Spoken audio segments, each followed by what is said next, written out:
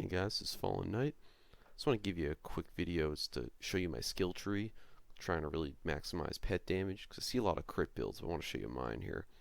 So I usually go between the Stalker Tree and the Master Tree just to give myself more health, more survivability, as well as buff my pet so that my pet's not dying constantly. As fun as that is. So I usually start in the Master Tree. Ferocity just to give myself a little bit more damage, and my pet a little bit more damage. And Persistence Hunter gives you more gun damage, and then good action skill duration, which is super helpful later in the game as well. And then go for the eyes, which is great for the Skag because it refreshes every melee attack. And it's also great for the Beefcake for his bat ability. And then Frenzy, which is just super great across the board, gives you and your pet additional damage, which never hurts.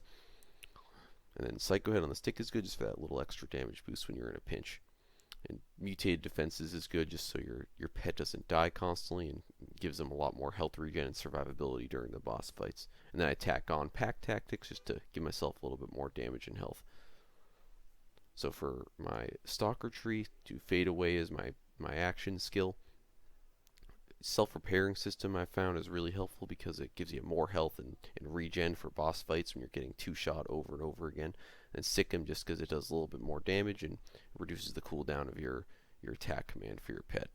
And all my BFFs is good just because of the great utility it provides. And then Eager to Impress, obviously, just because it gives your pet a little bit more ability to use their action command or their attack command. And then Lick the Wounds because you'll be dying over and over again later in the game, and it's always helpful that when your pet can just revive you.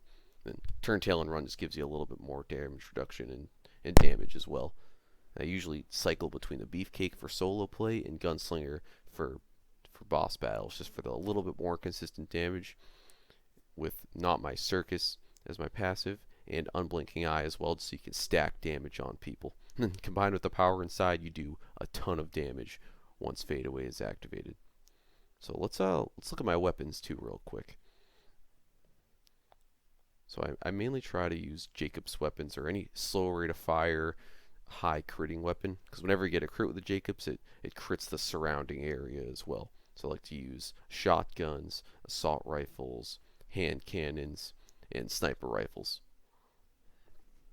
So like obviously this build's not going to do the most damage in the game, but I think because Flack's a pet character, it's really a little bit more fun in my opinion to try to see how powerful his pets can become, and they can really be a force to be reckoned with, especially against mobs.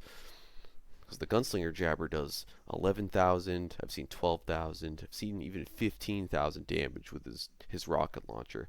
And the Beefcake, his basic attacks will do anywhere from 3,000 to 4,000 damage, with a 10,000 damage attack command when he hits them with his bat, like right there, which is probably the most satisfying ability in the entire game.